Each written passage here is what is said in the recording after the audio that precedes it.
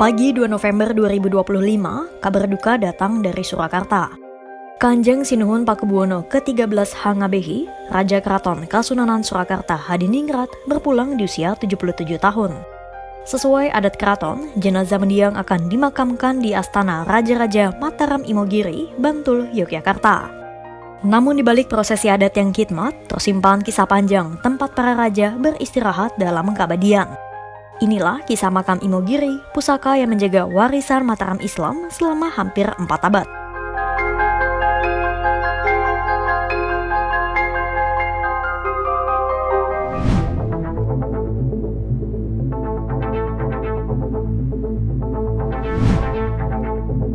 Sinuhun Pakubuwono ke-13 meninggal dunia pada Minggu 2 November 2025 pukul setengah 8 pagi di Rumah Sakit Indriati, Sukoharjo. 2 dekade memimpin sejak ia naik tahta pada 10 November 2004, Pakubuwono ke-13 dikenal sebagai sosok yang menjaga tradisi Jawa.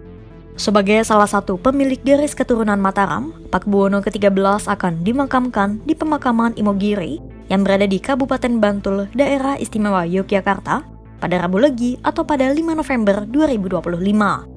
Mulanya, proses pemakaman awalnya direncanakan akan berlangsung pada Selasa Kliwon 4 November 2025. Pemakaman sudah kita sepakati hari Rabu tanggal 5, kita upacara mulai jam 8 pagi. Wafatnya Raja Kasunanan Surakarta ini bukan sekadar berita duka, tetapi juga peristiwa historis, karena setiap pemakaman di Imogiri adalah bab penutup dari satu babak panjang peradaban Jawa. Sebelum dimakamkan, jenazah Pakubuwono disemayamkan terlebih dahulu di Sasono Parasdyo. Pakubuwono disemayamkan di dalam peti jenazah berwarna putih yang tertutup kain batik di sebelah peringgitan atau ruang tunggu tamu kerajaan sisi barat Sasono Sewoko. Rencananya jenazah Pakubuwono akan diberangkatkan dari Keraton Kasunanan Surakarta menuju Loji Gandrung menggunakan kereta pusaka. Barulah dari Loji Gandrung, jenazah akan dibawa menggunakan ambulans ke makam Raja-Raja Mataram di Imogiri. Lantas, seperti apa sejarah makam Raja-Raja Imogiri sendiri? Mengapa para Raja Mataram Islam dimakamkan di Imogiri?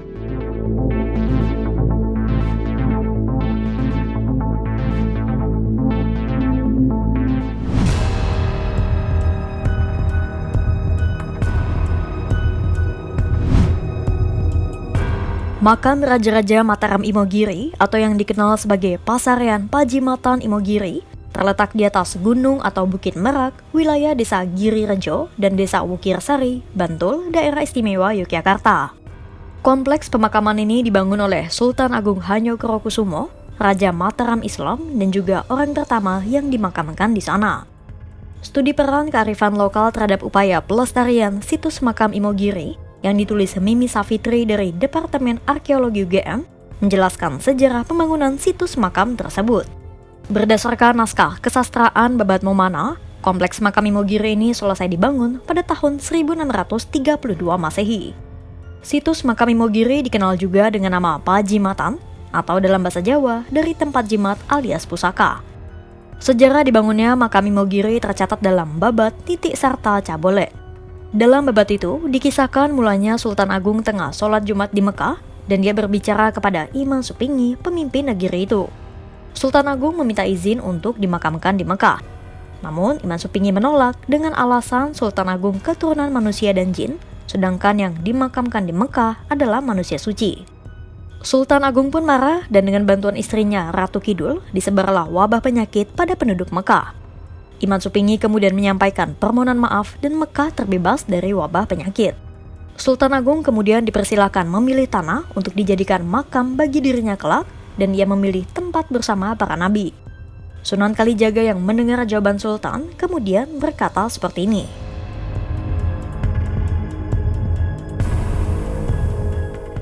Sunan Kalijaga pun mengambil segumpal tanah dari makam para nabi dan dilemparkan ke arah tanah Jawa. Ia meminta Sultan Agung untuk mengikuti arah jatuhnya tanah itu. Mulanya tanah jatuh di Giri Loyo, namun Sultan Agung kecewa, ia menjadikan tempat itu sebagai makamnya. Akhirnya Giri Loyo pun diminta oleh Sultan Cirebon sebagai makamnya kelak apabila ia meninggal. Akhirnya Sultan Agung diminta Sunan Kalijaga untuk kembali mengikuti arah jatuh lemparan tanah itu, dan keduanya tiba di puncak suatu gunung.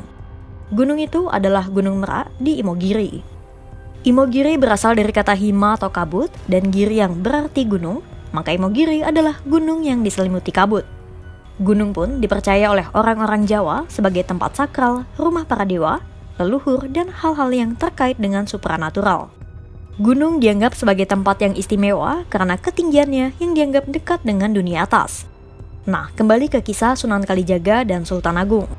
Saat tiba di Gunung Merak, Sunan Kalijaga dikisahkan menancapkan cis atau tongkat kayu ke batu hingga pecah dan mengeluarkan air untuk minum, membasuh kaki dan tangan. Aliran air itu kemudian dipercaya sebagai sumber air yang kini dikenal sebagai mata air Bengkung. Air dari mata air Bengkung itu kemudian dialirkan hingga kolam di depan masjid yang ada di situs makam Imogiri. Cerita rakyat yang dikisahkan dalam babat Nitik Sarta Cabole itu pun kemudian melekat dalam kehidupan masyarakat dan menjadi simbol budaya yang akhirnya menjadi identitas budaya setempat. Lantas, siapa saja yang dimakamkan di makam Raja-Raja Imogiri?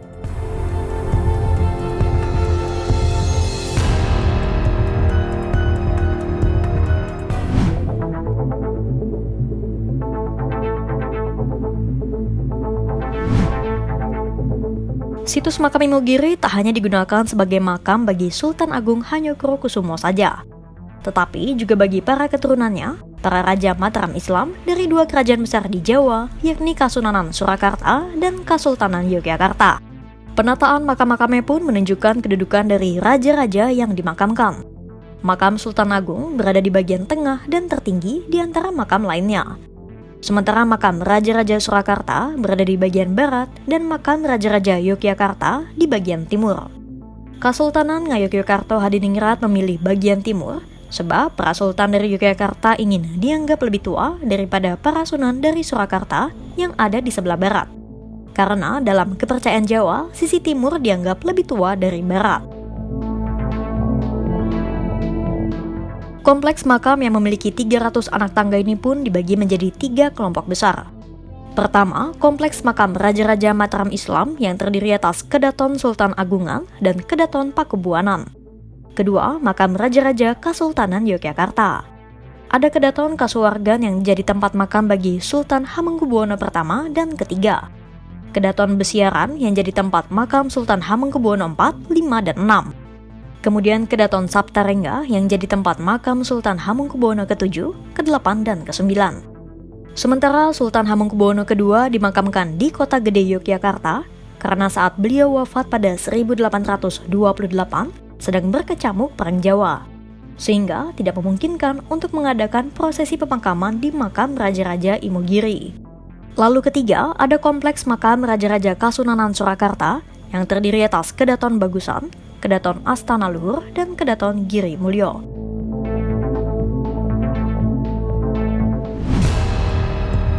Meski sejak perjanjian Giyanti pada 1755, Mataram Islam terbelah menjadi 2 kerajaan, yakni Kasultanan Yogyakarta dan Kasultanan Surakarta, keduanya tetap menganggap Imogiri sebagai pusaka suci bersama. Pasarian Imogiri bukan sekadar kompleks makam, melainkan simbol persatuan dan kontinuitas dinasti Mataram Islam. Meski kerajaan Mataram Islam terbelah, para raja dan keturunannya tetap berpulang ke satu tempat, yakni Imogiri.